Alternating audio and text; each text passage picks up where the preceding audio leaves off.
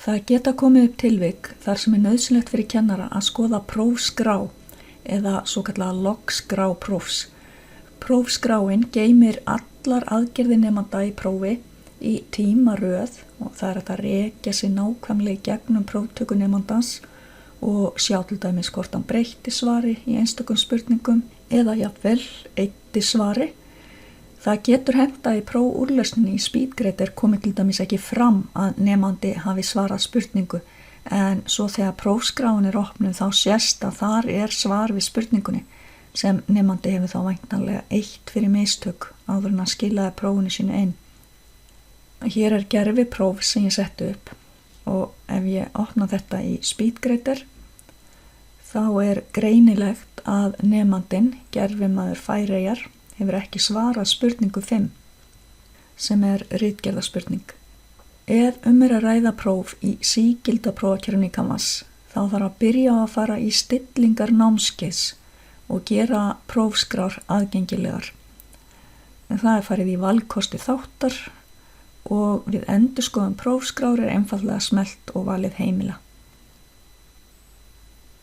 Þá verður sýnilegur tengill í prófskrá meðal annars í SpeedGrader. Það enda líka hægt að fara hér í 3-punktin og í sína prófniðurstöðu nemenda. Í SpeedGrader byrjað að finna nemandan sem ræðir og síðan smellt á skoðaskrá tengilinn. Þetta prófskrá nemandans.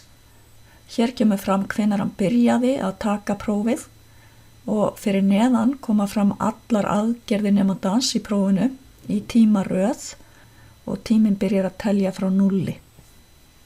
Það sést til dæmis að nemandinn svara hér sömu spurningu oftar en einu sinni. Nemandinn greinilega svolítið að fara fram og tilbaka í prófinu. Með því að smetla á númer spurningar má sjá svörin við þeirri spurningu og hvernig nemandinn breytir svarinu sínu í prófinu. Hér sést þróunin í svari nemandans við spurningu 5. Í aðgerð 4 nemandinn komið ágæta lengd af svari en í aðgerð 5 við spurningu 5 þá hefur nemandinn greinilega eytt svarinu sínu. Til að skoða smellt á skoða HTML sem svolítið öfugsnúið finnst mér en þá fær maður raunverulega textan í venjulegu viðmóti. Og hér getur kennarinn metið svar nemandans og gefið síðan einkunn fyrir svarið í SpeedGrader.